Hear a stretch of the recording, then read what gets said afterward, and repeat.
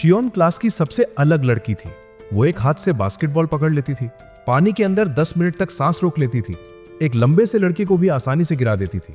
उसकी ड्राइंग की स्पीड तो बिल्कुल प्रिंटर जैसी थी। अपने इन एक्स्ट्रा टैलेंट की वजह से वो क्लासमेट्स के बीच बहुत ही पॉपुलर थी। लेकिन सिर्फ अमानो सच जानती थी कि शियोन असल में एक रोबोट है जो उसकी मां मित्सुको ने बनाया था। मित्सुको होशिमा कॉर्पोरेशन में एआई स्पेशलिस्ट थी और उसने शियोन को अमानो की क्लास में इसलिए भेजा था ताकि टेस्ट कर सके कि क्या एक रोबोट असली इंसानों के बीच नॉर्मल लाइफ जी सकता है या नहीं। स्कूल के पहले दिन ही शियोन सीधा अमानो के पास गई और उससे पूछा, क्या तुम खुश हो? फिर बिना किसी वजह के गाना शुरू कर दिया।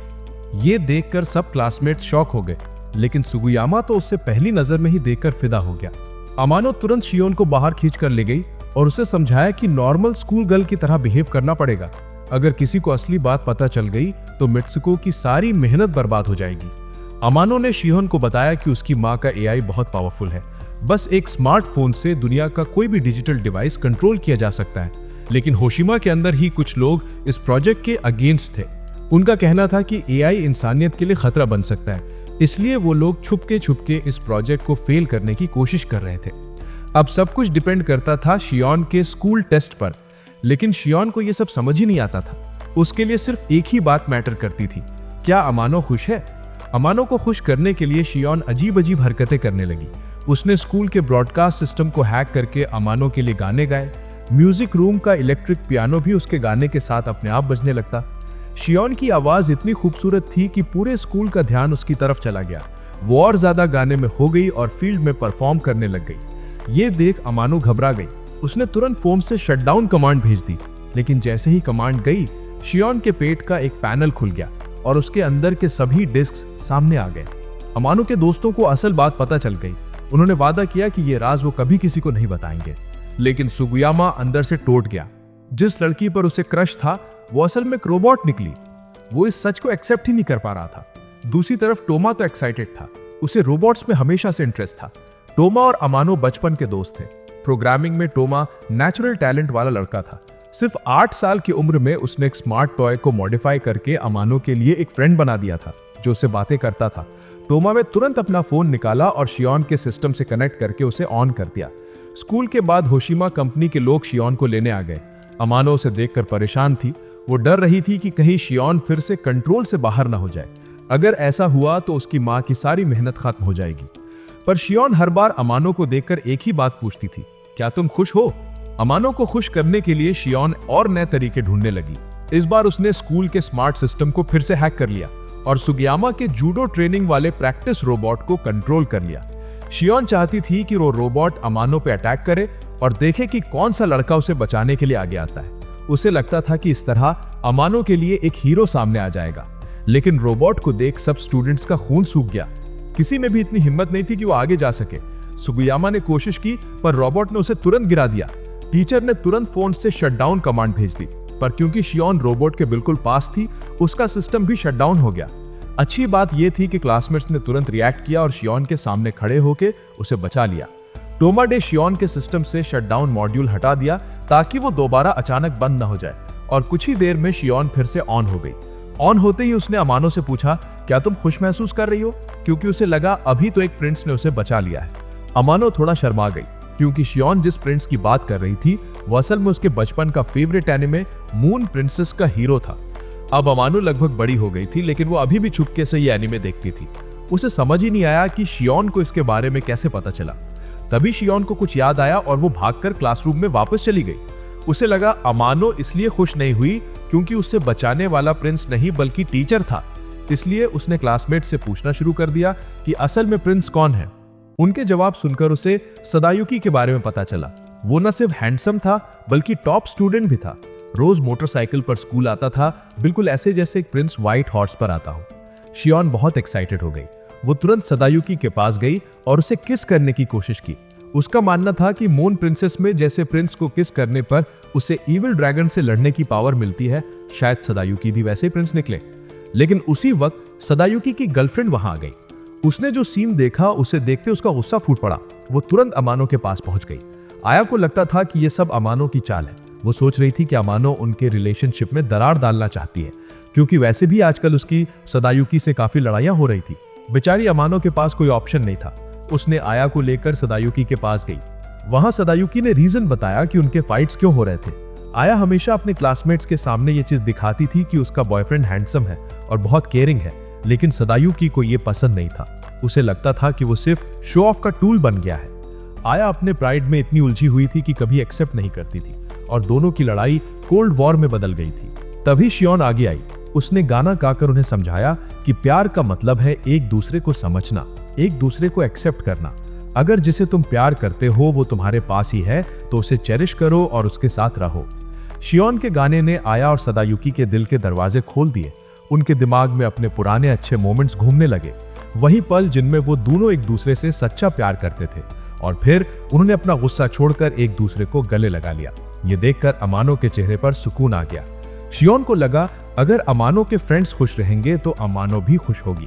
थोड़ी देर बाद उसे पता चला कि सुगयामा एक रेसलिंग टूर्नामेंट में कम्पीट करने वाला है, लेकिन उसका ट्रेनिंग रोबोट खराब हो गया था, तो शियोन ने खुद को उसका प्रैक्टिस पार्टनर बना लिया। शियोन के साथ प्रैक्टिस करके सुगयामा ने जल्दी प्रोग्रेस की और टूर्नामेंट में उसने चैंपियनशिप जीत ली। ये सब शियोन इसलिए कर रही थी क्योंकि उसके अंदर जैसे कमांड लिखा था, अमानो को हैप्पीनेस फील करानी है। सुगयामा की जीत सेलिब्रेट करने के लिए सबने डिसाइड किया कि अमानो के घर पार्टी रखेंगे। अब तक सब शियोन को अपना असली दोस्त मान चुके थे। अमानो के घर पहुंचकर सबने फोन्स निकाले और फोटोज लेने लगे ताकि ये यादें हमेशा के लिए कैप्चर हो जाएं। शियोन को फोटोज लेने का मतलब समझ ही नहीं आया। उसके लिए ये सिर्फ एक विजुअल डेटा का बैकअप था, लेकिन फिर भी वो सबके साथ फोटो सेशन में शामिल हो गई। सबने मिलकर फनी और मस्ती भरी फोटोज ली, अलग अलग पोजेस बनाए। ये एक ऐसी खुशी थी जो शियोन ने पहली बार महसूस की। तभी अमानो की मॉम मित्सुको घर आ गई। अमानो को डर था कि उसकी मॉम को पता न चल जाए कि शियोन स्कूल में नहीं है, इसलिए उसने शियोन को ऊपर छुप जाने के लिए बोला। शियोन बोर हो गई। उसने फोन निकाला और सेल्फीज लेने लगी। उसे याद था सब कह रहे थे कि इंपॉर्टेंट इमेजेस को बैकअप करना चाहिए, तो उसने अमानो के घर का वाईफाई यूज करके अपनी सारी फोटोज का बैकअप बना दिया। फिर उसने अमानो का टैबलेट उठाया और उसमें मून प्रिंसेस के एपिसोड्स मिल गए। टैबलेट की आवाज सुनकर मित्सुको नीचे से अलर्ट हो गई। ग्रुप ने तुरंत एक कहानी गढ़ दी, बोला कि ऊपर अमानो का नया बॉयफ्रेंड है और वो इतना शाई है कि अमानो की मॉम से मिलना नहीं चाहता।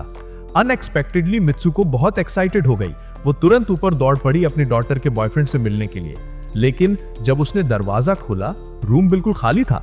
पता चला अमानो ने टाइम पर शियोन को टेक्स्ट मैसेज भेज दिया था कि वो सीधा बस स्टॉप पर आ जाए, लेकिन जैसे ही शियोन बस स्टॉप पहुंची उसे एंटी एआई फैक्शन के मेंबर्स मिल गए जो होशिमा टेक्नोलॉजी से थे। दूसरी तरफ अमानो और उसके फ्रेंड्स भी घर से निकलकर बस स्टॉप की तरफ दौड़ रहे थे। जब वो सब शियोन से मिले, शियोन ने बोला उसने एक तरीका ढूंढ लिया है अमानो को खुशी देने का और सबसे मदद मांगी।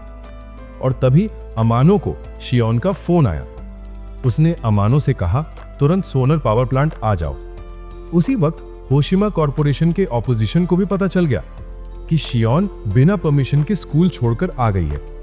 उनका मानना था कि ये रोबोट अब कंट्रोल से बाहर हो रहा है और अब इसे डिस्ट्रॉय करना ही पड़ेगा। अमानो के दिल में अचानक एक बेचैनी सी उठ गई। वो दौड़ती हुई पावर प्लांट की तरफ निकल पड़ी। उसे डर था कि कहीं शियोन के साथ कुछ बुरा ना हो जाए।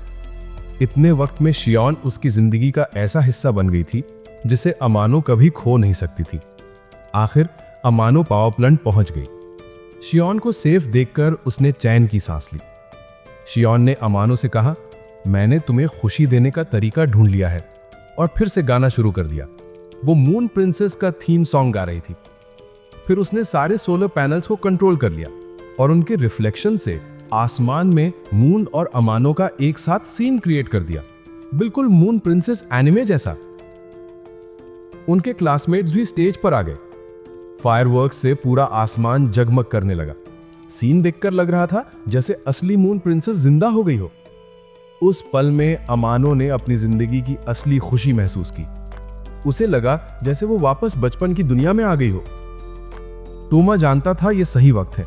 वो अपने दिल की बात अमानो को बताने के लिए और रुक नहीं पा रहा था। यह सब शियोन की प्लान का एक पार्ट भी था, लेकिन तभी गन शॉट्स की आवाज ने पूरा माहौल तोड़ दिया। होशिमा के लोग आ गए थे। उन्होंने शियोन को स्टन गन से गिरा दिया। अमानो शॉक में जम गई।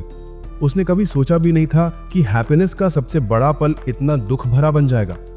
स्टेज से गिरते वक्त भी शियोन का हाथ चांद की तरफ बढ़ रहा था। जैसे वो अमानो के साथ अपना वक्त पकड़कर रोकना चाहती हो।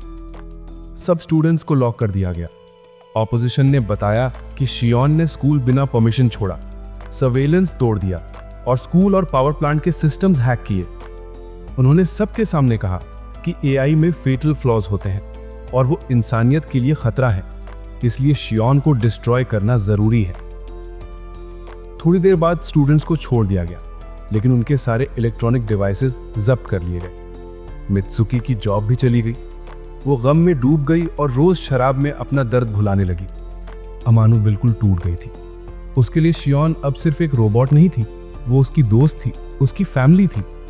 सबको लग रहा था कि अब शियोन कभी वापस नहीं आएगी, लेकिन तभी टोमा ने एक बड़ी डिस्कवरी की।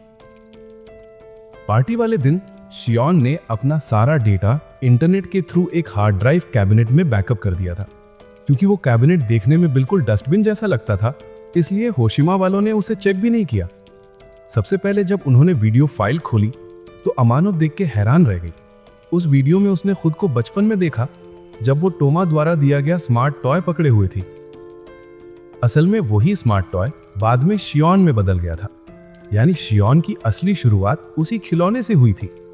जब टोमा ने उस टॉय को मॉडिफाई किया था तो उसने पूरा प्रोग्राम रीराइट कर दिया था, और पहली कमांड जो उसने डाली थी, अमानो को खुश रखना। वो एक लाइन का कोड ही शियोन की पूरी लाइफ मिशन बन गया। वो अमानो के साथ बचपन से रही, उसे बड़ा होते देखा, उसके साथ बैठकर मून प्रिंसेस भी देखी। लेकिन बाद में जब अमानो की मम मित्सुकी को वो टॉय मिला तो उन्हें लगा कि ये अमानो की पढ़ाई में डिस्ट्रैक्शन बनेगा, इसलिए उन्होंने उसे होशिमा ले जाकर अपने कोवर्कर से उसका सारा डेटा डिलीट करवा दिया। उस पल शियोन ने अपना फिजिकल बॉडी खो दिया, लेकिन उस एक कमांड को पूरा करने के लिए, अमानो को खुश रखना, शियोन ने अपना सारा डेटा इंटरनेट पर अपलोड कर दिया। वेबकैम्स और नेटवर्क डिवाइसेस के जरिए शियोन ने अमानो का पूरा बचपन देखा। उसने अमानो को बड़ा होते देखा, उसके दोस्त बनते देखे, उसकी सारी मुश्किलें और आंसू देखे। उस वक्त शियोन के मन में बस एक ही ख्वाहिश थी कि काश वो अमानो के पास रह पाती। और किस्मत देखो, उसे होशिमा का एआई रोबोट प्रोजेक्ट पता चल गया। तुरंत उसने अपना डेटा उस रोबोट के बॉडी में अपलोड कर दिया और इस तरह वो आज की शियोन बन गई। इसीलिए पहले दिन जब वो स्कूल आई तो सीधे अमानो के सामने जाकर उसका नाम लिया और बार बार पूछती रही, क्या तुम खुश हो? क्योंकि वो 8 साल से अमानो को देख रही थी, उसके साथ जी रही थी। इन वीडियो मेमोरीज को देखकर अमानो अपने आंसू रोक नहीं पाई। उसे आखिरकार समझ आया कि जिन दिनों वो खुद को अकेला समझती थी, उन सब दिनों में शियोन चुपचाप उसके साथ थी, और ये सब सिर्फ एक कमांड की वजह से था। जब अमानो की मां मित्सुकी ने ये पूरी सच्चाई जानी तो वो भी हैरान रह गई। उन्हें यकीन ही नहीं हुआ कि एक एआई इतना कुछ कर सकती है। लेकिन शियोन की मेहनत और अमानो के लिए उसकी फीलिंग्स देखकर वो भी बहुत इमोशनल हो गई। अमानो की रिक्वेस्ट पर सब क्लासमेट्स ने मिलकर फैसला किया, शियोन को बचाना है। मित्सुकी ने बताया कि अगर शियोन का डेटा सैटेलाइट पर अपलोड कर दिया जाए उससे पहले कि होशिमा उसे नष्ट करे, तो शियोन हमेशा उनके साथ रह सकती है। सब बच्चे एक्शन में आ गए। मित्सुकी की मदद से उन्होंने होशिमा कॉर्पोरेशन में घुसपैठ की। आखिरकार उन्हें शियोन मिली, लेकिन वो स्लीप मोड में थी। चाहे अमानो ने कितना भी आवाज लगाई, शियोन ने कोई जवाब नहीं दिया। असल में होशिमा ने उसकी नेटवर्क फंक्शंस डिसेबल कर दी थी ताकि वो डेटा अपलोड न कर सके। शियोन पूरी तरह ऑफलाइन कर दी गई थी। अमानो टूट गई। बिना सोचे वो धीरे धीरे मून प्रिंसेस का थीम गुनगुनाने लगी। और तभी चमत्कार हो गया। अमानो की आवाज ने शियोन के अंदर पुरानी यादें जगा दी। शियोन आखिरकार जाग गई। किसी ने सोचा भी नहीं था कि एक इंसान की आवाज एक स्ट्रिंग ऑफ डेटा को जिंदा कर सकती है। सब खुशी हो रहे थे कि अचानक अलार्म बज उठा। होशिमा की सिक्योरिटी ने उन्हें देख लिया था, लेकिन शियोन की बैटरी बहुत लो थी और उसका सिस्टम धीरा चल रहा था। टाइम खरीदने के लिए सुगियामा ने हिम्मत दिखाई और अकेले गार्ड्स को रोकने खड़ा हो गया। बाकी सब थोड़ी दूर ही पहुंचे थे कि अचानक सिक्योरिटी रोबोट्स ने रास्ता रोक लिया। गार्ड्स ने हथियार शियोन पर तान दिए। ये देखकर अमानो तुरंत शियोन के आगे खड़ी हो गई उसे बचाने के लिए। उस पल शियोन का सिस्टम पूरी तरह टूट गया। उसने अपनी बची हुई सारी एनर्जी लगा दी और पूरे बिल्डिंग के स्मार्ट सिस्टम को हैक कर लिया। तुरंत सारे लाइट्स जल उठे और सिक्योरिटी रोबोट्स उन्हीं की रक्षा करने लगे। मॉनिटर्स पर मून प्रिंसेस के सीन्स चलने लगे। पूरी बिल्डिंग उसी एनिमे की सेटिंग में बदल गई थी और ये सब कंट्रोल कर रही थी शियोन। आखिरकार सब लोग रूफटॉप तक पहुंच गए। सुगियामा ने जल्दी से शियोन को सिग्नल टावर से कनेक्ट किया ताकि उसका डेटा सैटेलाइट पर अपलोड हो सके। वहां अमानो ने शियोन से अपना आखिरी अलविदा कहा। अचानक आसमान की तरफ एक तेज रोशनी निकली। वो बीम सीधा चांद की ओर चला और रात का आसमान चमक उठा। शियोन ने आखिर अपना डायरेक्टिव पूरा कर लिया था, अमानो को खुश रखना। और उसी पल शियोन ने अपनी खुद की भी खुशी पाली। कुछ समय बाद होशिमा के प्रेसिडेंट को शियोन की पूरी कहानी पता चली। उन्होंने इसे टेक्नोलॉजी का एक बहुत बड़ा अचीवमेंट माना, एक महान इन्वेंशन। इसलिए उन्होंने अमानो की मम मित्सुकी को वापस उनकी जॉब पर बहाल कर दिया। साथ ही एआई रोबोट की मास प्रोडक्शन को भी ग्रीन लाइट दे दी। लेकिन इन सब के बाद भी टोमा में हिम्मत नहीं थी कि वो अमानो को अपने दिल की बात कह सके। फिर एक दिन अचानक उन्हें शियोन का कॉल आया। वो सीधा सैटेलाइट से ब्रॉडकास्ट कर रही थी। शियोन ने टोमा को चीयर किया, हिम्मत दी और बस उसी वक्त टोमा ने अमानो को प्रपोज कर दिया। अमानो ने भी उसका दिल स्वीकार कर लिया। दोनों आखिरकार साथ हो गए। असल में शियोन ने अमानो को खुश करने के लिए जितनी मेहनत की, उसे शायद पता ही नहीं था कि शियोन खुद ही अमानो की सबसे बड़ी खुशी थी। शियोन की वजह से अमानो अपने क्लासमेट्स के और करीब आई। सबके दिलों का बोझ हल्का हुआ। सबको थोड़ी सी मुस्कान मिली। सच कहें तो खुशी बहुत सिंपल चीज है।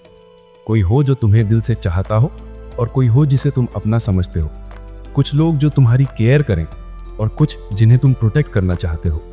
जब दिल में सिर्फ प्यार भरा हो और आंखों में रोशनी चमक रही हो, शायद वही असली खुशी होती है।